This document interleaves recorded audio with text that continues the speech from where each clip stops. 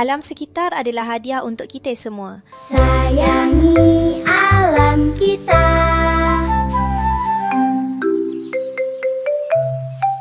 Jom jadi wira kecil dengan menjaganya. Kita boleh mula dengan langkah mudah. Tutup suis lampu selepas digunakan. Jangan memetik bunga di taman. Biarkan ia hidup dan menceriakan kita semua. Buang sampah ke dalam tong sampah. Dan lebih baik lagi, gunakan tong kitar semula. Apabila semua orang menjaga alam sekitar, dunia jadi lebih bersih, lebih indah dan lebih bahagia. Jadilah wira kecil. Sayangi alam kita setiap hari.